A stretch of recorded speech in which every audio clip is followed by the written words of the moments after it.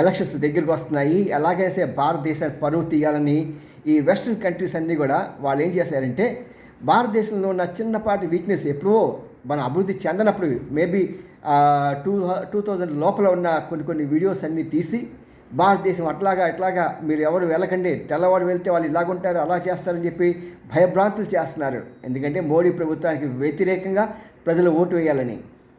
మన యువత చూసి రెచ్చిపోయింది.